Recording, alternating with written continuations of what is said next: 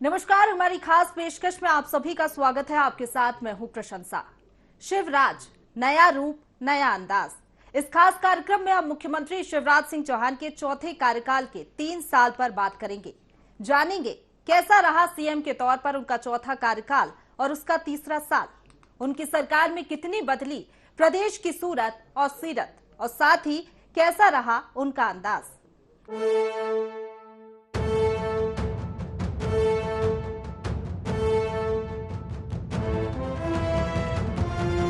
मध्य प्रदेश के लिए 23 मार्च की तारीख ऐतिहासिक है। 23 मार्च वही तारीख है जब 2020 में सत्ता बदली और कांग्रेस की 15 महीने की कमलनाथ सरकार गिरने के बाद शिवराज सिंह चौहान चौथी बार मुख्यमंत्री बने। सीएम के तौर पर शिवराज के 3 साल कई मायनों में अलग रहे हैं।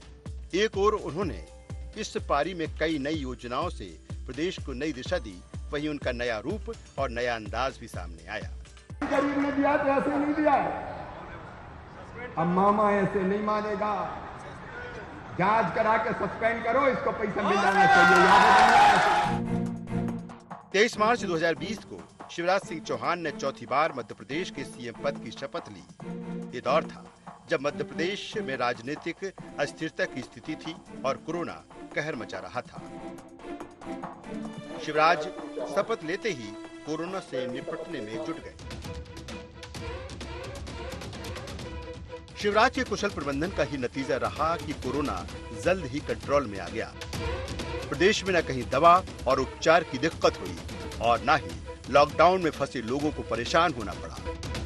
देश के कोने कोने में फंसे प्रवासियों को शिवराज सरकार ने सुरक्षित घर तक पहुंचा दिया।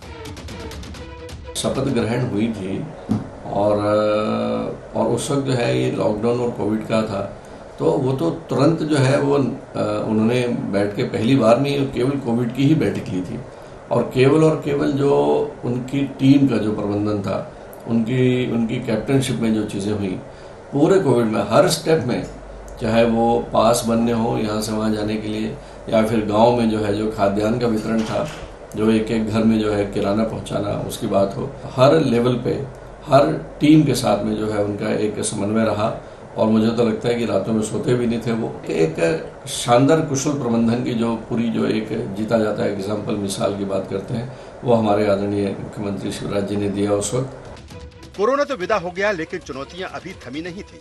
पहली चुनौती थी प्रदेश में राजनीतिक स्थिरता लाने की। शिवराज इससे निपटने में भी सफल रहे। 28 सीटों पर हुए उपचुनाव में फिर शिवराज का जादू चला और अब एमपी में पूर्ण बहुमत की सरकार थी। मैं तुलसी सिलावट ईश्वर की शपथ लेता हूं कि मैं विधि द्वारा स्थापित भारत के संविधान के प्रति सच्ची श्रद्धा और निष्ठा रखूंगा। मैं गोविंद सिंह राजपूत ईश्वर की शपथ लेता हूं कि मैं विधि द्वारा स्थापित भारत के संविधान के प्रति सच्ची श्रद्धा और निष्ठा रखूंगा। मैं भारत की प्रभुता और अखंडता अक्षुण्ण रखूंगा। देखिए, निश्चित रूप से शिवराज जी का ये जो चौथा कार्यकाल है, इसकी शुरुआत पिछले कार्यकालों की तुलना में ज़्यादा चुनौती से भरी थी। उसका कारण यह है कि 28 स्थानों पर उपचुनाव होना थे। इन 28 में से 26 स्थान वो थे जहां कांग्रेस के सदस्य जीते थे डेढ़ साल सवा साल पहले ही, और अपना बहुमत जुटाना। क्योंकि जो आरोप लग रहे थे, मतलब 2 प्रकार की चुनौती थी। एक तो कहीं ना कहीं राजनीतिक स्थिरता लाना, अपना बहुमत स्थापित करना, और दूसरा ये जो बड़ा दल बदल हुआ था उससे लोगों के जो राजनीतिक आरोप लग रहे थे उसका उत्तर देना। और इसके ऊपर एक तीसरी बड़ी चुनौती थी, उस समय जो सामाजिक वातावरण था वो कोरोना से भरा हुआ था। तो इन सब के बीच में निपटना शिवराज जी ने निश्चित रूप से काम किया और 28 में से 19 या 20 वो जीते और भारतीय जनता पार्टी अपने पूर्ण बहुमत में आई। और जो विरोधी प्रचार कर रहे थे उसका भी उन्होंने समाज में ठीक से उत्तर दिया और उस उत्तर देने के कारण मैं समझता हूँ भाजपा को स्थायित्व मिला है। सीएम शिवराज सिंह चौहान को यूं तो विनम्र और शालीन राजनेता के तौर पर जाना जाता है, लेकिन इस कार्यकाल में उनका रौद्र रूप भी दिखा। वो सज्जनों के लिए फूल तो दुर्जनों के लिए शूल नजर आए। प्रदेश में 15 महीने की कांग्रेस सरकार के दौरान मध्य प्रदेश में कानून व्यवस्था पटरी से उतर चुकी थी। अपराधी और असामाजिक तत्व फिर से सिर उठाने लगे थे। खासकर मालवा निवाड़ में ऐसी घटनाएं घटी जिन्होंने शांति के टापू में अशांति पैदा कर दी। लेकिन दंगाई शायद भूल चुके थे कि अब एमपी में शिव का राज आ चुका था। जन पर आंच आई तो शिव का तांडव शुरू हो गया। और भैया समझ लियो, आजकल अपन खतरनाक मूड में हैं। गड़बड़ करने वालों को छोड़ेंगे फोड़ेंगे नहीं, फार्म में है मामा अभी। और तो एक तरफ माफियाओं के खिलाफ अभियान चल रहा है, मसल पावर का रसूख का इस्तेमाल करके कहीं अवैध कब्जा कर लिया, कहीं भवन तान दिए, कहीं ड्रग माफिया। सुन लो रे, मध्य प्रदेश छोड़ देना नहीं, जमीन में गाड़ दूंगा 10 फीट, पता नहीं चलेगा कहीं भी। शिवराज का संकेत मिलते ही सरकारी बुलडोजर गरज उठे। न केवल दंगाई सीखों के भीतर पहुंच गए, बल्कि उनकी हवेलियां भी नेस्त नबूद होने लगी। अराजक तत्वों पर शिवराज का हंटर यहीं नहीं रुका। मध्य प्रदेश में लव जिहाद की घटनाएं बढ़ने लगी थीं। बेटियों को बहला फुसला कर भगा ले जाने, उन्हें संकट में डालने की घटनाएं सामने आई तो शिवराज ने धर्म स्वतंत्र कानून लागू कर दिया। ये लव नहीं है, ये लव के नाम पे जिहाद है। और मैं किसी भी कीमत पर मध्य प्रदेश की धरती पर लव जिहाद का खेल चलने नहीं दूंगा, चलने नहीं दूंगा। छल से बल से, अरे हमारा समाज है, हमारे लोग हैं, कोई भी छल ले हमारे बच्चों को, शादी कर ले और 35 टुकड़ा कर दे, क्या हम सहन करेंगे? बताओ, हम सहन नहीं करेंगे, नहीं छोड़ा जाएगा। सीएम शिवराज सिंह चौहान ने माफियाओं के खिलाफ सख्ती करते हुए मिलावटखोरों के खिलाफ सख्त कार्रवाई के निर्देश दिए हैं। इसके साथ ही मिलावटखोरी करने वालों को उम्र कैद की सजा का भी प्रावधान कर दिया। कानून व्यवस्था को लेकर मुख्यमंत्री शिवराज सिंह चौहान कितने सजग हैं, इसका अंदाजा इसी से लगाया जा सकता है कि हाल ही में चंबल में फिर से डकैतों का आतंक बढ़ा तो उन्होंने तत्काल इनका सफाया करने के निर्देश दिए और ऐसा हुआ भी। गुर्जर हमारे यहाँ लोहगढ़ गांव है, वहाँ का रहने वाला था। तो यहाँ से इन लोगों के हौसले बुलंद थे। गुर्जर समाज के कुछ लोगों के उसको सहयोग करते थे। इसका इतना बड़ा आतंक था कि आदमी को, उधर के लोगों को रात भर नींद नहीं आई। मध्य प्रदेश सरकार के जो मुख्यमंत्री हैं, उन्होंने ये डकैतों का सफाया करवाया, अच्छा काम किया। हमने यहाँ शांति का मतलब क्षेत्र बन गया है। जो पहले काफी भय, आतंक और डर था अपने क्षेत्र, जो चंबल के बीहड़ थे, जो माननीय अपने मुख्यमंत्री शिवराज सिंह चौहान जी के द्वारा यह अभियान चलाया है कि डकैत और जो माफिया हैं, इनका गिरोहों का सफाया किया जाए, वह पूरी तरह सक्सेस रहा है और उससे काफी अपने क्षेत्र में शांति का माहौल प्रतीत होता है। अब ऐसा कोई डर भय आतंक अपने यहाँ नहीं है बिल्कुल। गुर्जर जो गिरोह भी सक्रिय था, उसका भी सफाया अभी तक हो चुका है।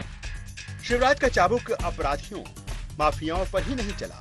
नौकरशाही के बेलगाम होने, जन शिकायतों की अनदेखी, विकास कार्यक्रमों में लेट लतीफी की शिकायतें सामने आने लगी तो वो फैसला ऑन स्पॉट लेने लगे। फिर न इंजीनियर बचे न कलेक्टर, जहां जिसकी गलती मिली उसने मौके पर ही निपटा दिया। गड़बड़ों की शिकायत मिली है मुझे, और इसलिए जो माइनिंग अफसर है बैतूल जिले का, उसको भी मैं सस्पेंड कर रहा हूं। और एक चीज और मुझे पता चली है, वो चली है बैतूल जिला अस्पताल के CMHO, उसके बारे में, उसको भी तत्काल प्रभाव से सस्पेंड किया जाता है। शिक्षक को रोज यहाँ रहना चाहिए, यही से, और उसका कमरा भी बना के इसको सस्पेंड करो। शिवराज को लगातार 2 दशक तक सत्ता दिलाने में उनकी जन कल्याणकारी योजनाओं का भी बड़ा योगदान रहा। चौथी बार सीएम की शपथ लेने के बाद उन्होंने न केवल कमलनाथ सरकार द्वारा रोकी गई अपनी योजनाएं फिर शुरू की, बल्कि कई नए ऐलान भी किए। शिवराज ने कानून व्यवस्था प्रशासन में कसावट की कोशिशें जारी रखी तो दूसरी ओर जन कल्याण के लिए भी सरकार के कदम बढ़ते रहे। शिवराज ने चौथी बार सत्ता संभालते ही गरीबों का आर्थिक कवच कही जाने वाली संबल योजना शुरू की, जो कमलनाथ सरकार ने बंद कर दी थी। किसानों को 17,000 करोड़ रुपए का फसल बीमा मुआवजा मिला तो बिजली उपभोक्ताओं को 15,000 करोड़ की सब्सिडी दी गई। ग्रामीण क्षेत्र में प्रधानमंत्री आवास के रूप में 24 लाख मकानों का निर्माण किया गया। शिक्षा के उन्नयन के लिए सीएम राइज स्कूल शुरू किए गए। उनके चौथे कार्यकाल में पूरा फोकस जन कल्याण कार्यक्रमों पर रहा। मुख्यमंत्री शिवराज सिंह चौहान जी का चौथे कार्यकाल में जो रूप हमें देखने को मिल रहा है, जनता जिसे देख रही है, वो निश्चित रूप से एक दृढ़ राजनीतिक का देखने को मिल रहा है। पिछले 3 कार्यकाल में उन्होंने उस पूरे प्रशासन तंत्र को, मध्य प्रदेश को पूरे अच्छे तरीके से समझ लिया था और चौथे कार्यकाल में उस पर वो उन्होंने कार्रवाई करने का जो मन था, एक परिवर्तन जो जनता चाह रही थी और जो संगठन चाह रहा था, उस परिवर्तन को मूर्त रूप देने का कार्य उन्होंने इसमें किया है। हाँ, मेरे पति बीमार हो गए थे, उनको दवाखाने भी ले गई, फिर उधर से उन्होंने बोल दिया है कि आप उधर ले जाइए अमलताज में। फिर हम वहाँ तक ले गए तो वो रास्ते में ही मतलब इतना हो गया था उन्हें कि वो रास्ते में ही शांत हो गए। संबल योजना में हमको मतलब 2 लाख रुपए दिए थे। मेरे मतलब घर की परिस्थिति भी बहुत खराब थी, तो उससे बच्चों का भी थोड़ा सुधार हुआ 2 लाख रुपए का। मेरे तो मतलब कोई सहारा नहीं था, उसी से सब कुछ कर रही हूँ मैं 2 लाख रुपए से। नहरों से सिंचाई होने लगी, नहर आ गई गांव-गांव, घर घर पेयजल की व्यवस्था हो रही है, किसानों को समय पर खाद बीज मिल रहा है, किसानों को अन्य सुविधाएं भी जैसे समय पर खरीदारी हो रही है, तो उत्पादन जो होता है किसानों का, जो उपज पैदा होती है उसको समय पर बेच लेते हैं और समय पर भुगतान हो जाता है। फसल बीमा की योजना भी है सरकार की, सुकन्या योजना, सरकार की जितनी योजनाएं हैं आप गिनाते जाइए, बहुत सारी योजनाएं हैं, बहुत सारी योजनाओं का लाभ। जो कहा था कि किसानों की तस्वीर बदलेगी, वो बदल गई है। लगभग किसान खुशहाल है मध्य प्रदेश का। और मध्य प्रदेश शिवराज सिंह चौहान जी की ये सरकार जो है बहुत ही अच्छी है और फसल के बारे में भी और मिल जाता है। फसल बीमा हो गया आपका, उसका मिल गया, और इसका आपको जो 12,000 मिलता है माननीय प्रधानमंत्री और शिवराज सिंह चौहान जी का, दोनों मिला के 12,000 साल में हो जाते हैं, वो भी मिल जाता टाइम पे। पहले कच्चा था, अभी प्रधानमंत्री योजना में मेरे को मकान अच्छा बन गया, पक्का बन गया, छत का मकान बन गया। और शिवराज चौहान को भी धन्यवाद, प्रधानमंत्री को धन्यवाद। देश भर में मुख्यमंत्री शिवराज सिंह चौहान की छवि बच्चियों के मामा की है। मासूमों से रेप पर फांसी का कानून सबसे पहले उन्होंने बनाया। उनकी लाडली लक्ष्मी योजना की तारीफ दुनिया भर में होती है। अपने चौथे कार्यकाल में भी शिवराज ने भांजियों के साथ बहनों का ख्याल रखा। 12वीं की परीक्षा में फर्स्ट डिवीजन आने वाली स्कूली छात्राओं को ई-स्कूटी शिवराज सरकार देने जा रही है। तो अब 18 से 60 साल की गरीब और मध्यम वर्गीय महिलाओं को लाडली बहना योजना के तहत हर महीने 1,000 रुपए मिलेंगे। मुख्यमंत्री लाडली बहना योजना, और मैंने तय किया बहनों जिनकी आमदनी 2.5 लाख रुपया से कम है, उन सब बहनों के खाते में 1,000 रुपया हर महीना डाला जाएगा। 1,000 रुपया महीना। देखो ये योजना चमत्कार है, बहन स्वाभिमान के साथ जिएंगी। ये केवल योजना नहीं है, बहनों की इज्जत बनाने का महाअभियान है ये लाडली बहना योजना।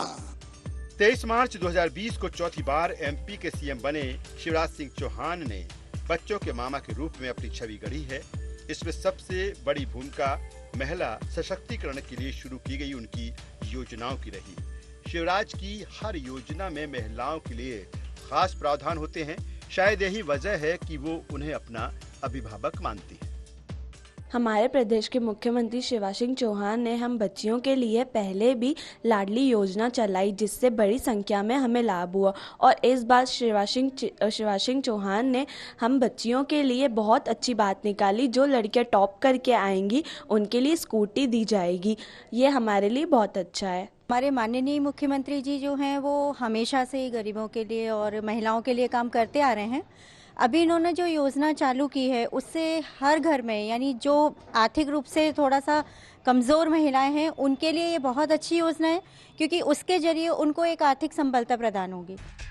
मध्य प्रदेश में महिला सुरक्षा और समाज कल्याण की दिशा में ही कदम बढ़ाते हुए शिवराज सरकार ने एक बड़ा फैसला प्रदेश भर में शराब आहातों को बंद करने का भी लिया। यही नहीं, उनकी सरकार शराबबंदी की दिशा में चरणबद्ध तरीके से आगे बढ़ रही है। कोरोना काल होने के बावजूद भी सरकार ने कोरोना में, आपदा की उस घड़ी में, विपत्ति की उस घड़ी में मजदूर को, किसान को दिक्कत नहीं होने दी। लगातार राहत किसानों को दी, मजदूरों को दी, प्रवासी मजदूरों को दी। उसके बाद में अभी लाडली बहना तक आप देखेंगे अहाते बंद कर, ये तो इस महीने के निर्णय हैं। लगातार सरकार ने जनहितैषी निर्णय लिए हैं। ये शिवराज सिंह जी की सरकार है।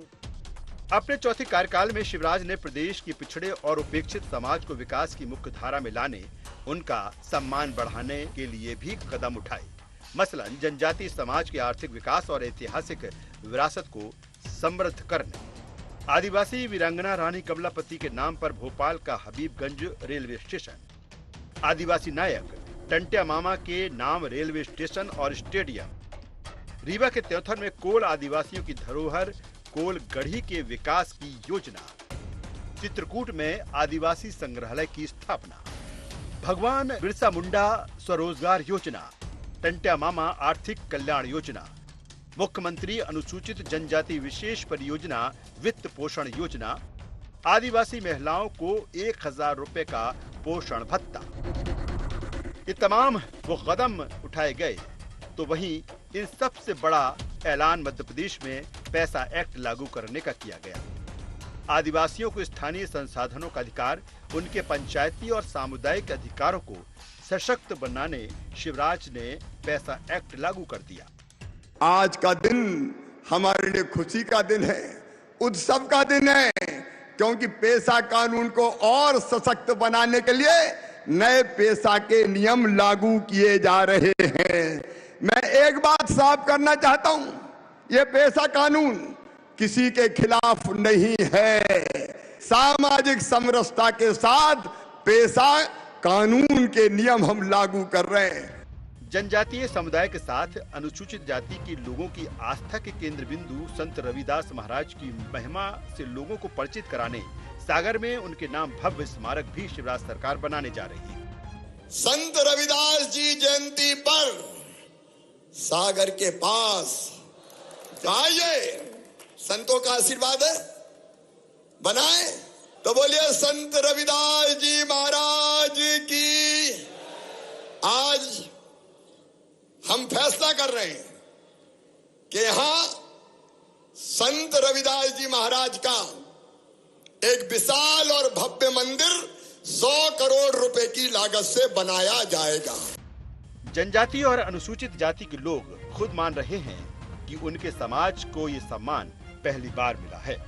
पैसा एक्ट जो हमारा लागू हुआ, उस पैसा एक्ट के आने से आदिवासी समाज को सशक्त बनाने का प्रयास किया गया और बहुत ताकतवर समाज बना हुआ है। और उसमें अपने क्षेत्र में जो भी हमारे खनिज संपदा हैं, ग्राम सभा के माध्यम से उसका ग्राम पंचायत को लाभ मिलेगा, ताकि हमारा आदिवासी समाज को उसको अधिपत्र अधिकार समझ में आए। जल जंगल जमीन में स्वामित्व का अधिकार समाज को है और उसका लाभ इस एक्ट से हमें मिलेगा। मुख्यमंत्री जी ने जो घोषणा की है हमारी समाज के लिए बहुत गौरव की बात है, और जो भी कार्य किया है बहुत हमारी समाज को और गुरु रविदास जी के उसके लिए बहुत गौरव की बात है। माननीय शिवराज सिंह चौहान जी ने हमारे गुरु का मान बढ़ाया है, तो पूरी समाज भी माननीय आज शिवराज सिंह चौहान जी के साथ खड़ी है। पूरी समाज उनको हृदय से धन्यवाद देती है कि आप हमारे संत के लिए जो आपने ऐतिहासिक कदम उठाया है, उसके लिए पूरी समाज की तरफ से उनका कोटि कोटि धन्यवाद। चौथे कार्यकाल में सीएम शिवराज सिंह चौहान ने मध्य प्रदेश की धार्मिक और सांस्कृतिक विरासत को सजाने संवारने में भी कोई कोर कसर बाकी नहीं रखी। प्रदेश का प्रमुख शिवालय महाकालेश्वर भव्य रूप में सामने आया, तो दूसरे बड़े तीर्थ स्थलों के विकास के लिए भी सरकार ने खजाना खोल दिया। अपने चौथे कार्यकाल में सीएम शिवराज सिंह चौहान ने मध्य प्रदेश में सांस्कृतिक और धार्मिक स्थलों के पुनरुत्थान के लिए भी खजाना खोल दिया। सरकार ने महाकाल लोक की भव्य सौगात दी। विश्व प्रसिद्ध महाकालेश्वर मंदिर का 856 करोड़ रुपए की लागत से दिव्य लोक जैसा रूप निखारा गया। पीएम मोदी ने खुद इसका लोकार्पण किया था।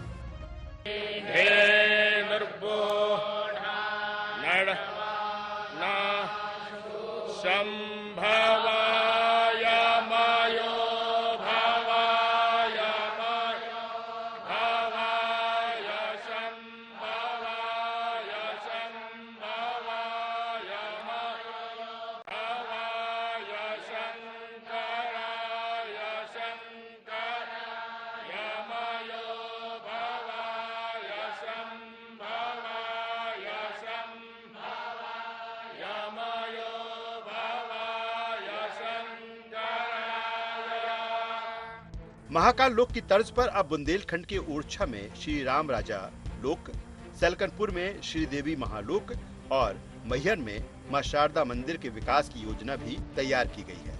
चित्रकूट में दिव्य वनवासी लोक की स्थापना भी सरकार कराने जा रही है।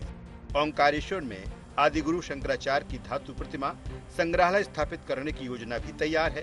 प्रदेश में इन तीर्थ स्थलों के विकास से लोगों की आस्था का मान बढ़ा है। इसके साथ ही पर्यटन सेवाओं के विस्तार से रोजगार के अवसर भी बढ़े हैं।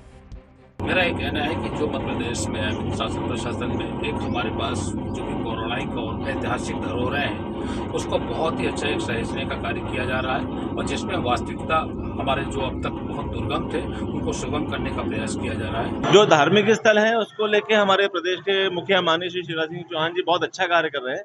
आप देखेंगे इस मंदिर प्रांगण में पहले गंदगी बहुत हुआ करती थी, साफ सफाई बहुत है, आने जाने के लिए बच्चों के लिए, बुजुर्गों के लिए हर प्रकार की सुविधा है। ओवरऑल एक सुविधा जो हम बात करते हैं वो अच्छा हो जाता है। माननीय मुख्यमंत्री जी यहाँ का प्रतिनिधित्व करते हैं, तो सारा जो कार्यक्रम बन रहा है उनके मार्गदर्शन में बन रहा है। एक बड़ा प्रोजेक्ट दिल्ली वाली टीम जिसने महाकाल लोक बनाया था, माननीय मुख्यमंत्री जी ने उनको निश्चित किया है कि आप यहाँ के लिए भी बहुत अच्छा प्रोजेक्ट बनाएं, जिसके अंतर्गत 64 योगिनी और 52 शक्तिपीठ और 9 देवी और अन्य सौंदर्यीकरण के कार्यक्रम जो है यहाँ किए जाने हैं।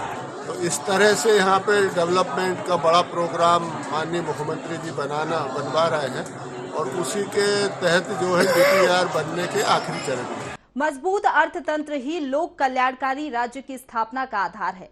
प्रदेश की औद्योगिक प्रगति की दिशा में भी शिवराज सरकार ने इस कार्यकाल में मजबूती से कदम आगे बढ़ाए। इसके साथ ही प्रदेश में रोजगार के अवसर बढ़ाने पर भी उनका खास फोकस रहा।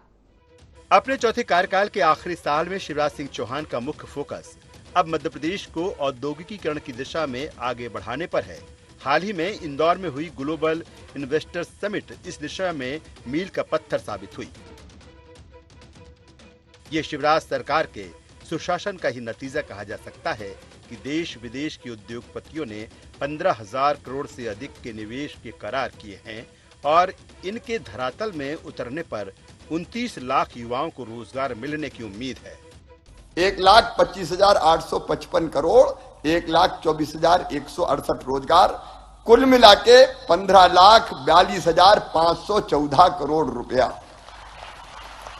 और लगभग 29 लाख रोजगार। ये एक बड़ी सफलता है। मैं कह रहा हूं इस समिट के बाद हम टेक ऑफ कर रहे हैं अनंत आकाश में ऊंची उड़ान भरने के लिए। इन्वेस्टर समिट के तत्काल बाद सीएम शिवराज सिंह चौहान ने निवेशकों की सहूलियत के लिए उद्योग स्थापना के नियम सरल कर दिए हैं, जिनके बाद अब उद्योग जगत को बड़ी राहत मिली है। निवेशकों को कानूनी अनुमति की जरूरत नहीं। उद्योगों की स्थापना और परिचालन का सरलीकरण अध्यादेश 15 दिन में जारी किया। अब उद्योग लगाने के लिए 3 साल तक किसी भी कानूनी अनुमति की जरूरत नहीं। मुख्य सचिव की अध्यक्षता में उच्च स्तरीय समिति बनेगी। निवेश प्रस्ताव के आधार पर उद्योगों को एक प्रमाण पत्र जारी होगा। इस प्रमाण पत्र के आधार पर निवेशक अपने उद्योग की स्थापना कर काम शुरू कर सकेंगे। उद्योग संबंधी किसी भी तरह के विवाद सामने आने पर समिति उसका निराकरण करेगी। कि गवर्नमेंट जो कर रही है वो इंफ्रास्ट्रक्चर को बढ़ा रही है। आप देखें तो पर कैपिटा इनकम बढ़ी है, रोजगार के अवसर लोगों को ज़्यादा हुए हैं, बेरोजगारी कम हुई है और महंगाई भी कंट्रोल्ड ही है करीब करीब। इन्फ्लेशन को अगर देखें तो महंगाई बहुत ज़्यादा कंट्रोल्ड है, तो उस हिसाब से 3 साल बहुत अच्छे गुजरे हैं सरकार के। निवेश के साथ शिवराज सरकार युवाओं को रोजगार से जोड़ने की दिशा में भी आगे बढ़ रही है। सरकार ने हर साल 1 लाख युवाओं को सरकारी नौकरी देने की तैयारी की है। युवाओं को रोजगार और रचनात्मक कार्यक्रमों से जोड़ने के लिए सरकार ने नई युवा नीति तैयार की है। युवाओं के सुझावों पर युवा नीति बनी। युवा नीति को लेकर सरकार ने सुझाव मांगे थे। युवाओं को सशक्त बनाने नीति तैयार की गई है। युवा नीति में खेलों को भी बढ़ावा दिया। युवा नीति में कौशल विकास की शिक्षा पर जोर दिया गया। स्टार्टअप शुरू करने वाले युवाओं को सरकार मदद उपलब्ध कराएगी। युवा उद्यमियों के उत्पादों को विदेशों तक पहुंचाने के प्रावधान हैं। उद्योगों से युवाओं को जोड़ते हुए MSME लघु एवं सूक्ष्म जो उद्योग है उसके माध्यम से युवा उद्यमी क्रांति के माध्यम से भी हम लोग युवाओं को आगे बढ़ाने का काम कर रहे हैं। माननीय मुख्यमंत्री शिवराज जी का स्पष्ट कहना है, कई बार उन्होंने कहा है, सार्वजनिक रूप से कहा है कि युवा रोजगार प्राप्त करने के लिए नहीं, युवा रोजगार देने के लायक बने। सिर्फ हम नौकरी की बात नहीं कर रहे हैं, युवाओं को हम इतना ताकतवर, इतना मजबूत बनावे कि वो अपने इंडस्ट्रीज के माध्यम से, अपने व्यापार व्यवसाय के माध्यम से, अपने यूनिट के माध्यम से लोगों को रोजगार देने की दक्षता और क्षमता हासिल करें। कुल मिलाकर कहें तो शिवराज सिंह चौहान ने मुख्यमंत्री के तौर पर अपने चौथे कार्यकाल में न केवल विकास और सुशासन की नई परिभाषा गढ़ी, बल्कि अपनी जनोन्मुखी नीतियों के चलते लोकनायक की छवि भी बनाई है। राजनीतिक जानकार भी मानते हैं कि विपक्ष के लिए उनकी इस छवि से मुकाबला करना बड़ी चुनौती है। कई कानून भी जैसे उन्होंने इस बार नए लाए हैं, जो कि मौके के हिसाब से या लोगों के लाभ के लिए, जो पीड़ित हैं, आदिवासी हैं या पिछड़े वर्ग के लोग हैं, पैसा कानून लाए उनके लिए, तो उनको लाभ देने के लिए नए कानून लाए, नए प्रयोग किए, जिसका कि लाभ सरकार को भी मिल रहा है और निश्चित रूप से अगले चुनाव में पार्टी को भी मिलेगा। तो इसी के साथ हमारी खास पेशकश में फिलहाल इतना ही। आप बने रहिए IND 24 के साथ।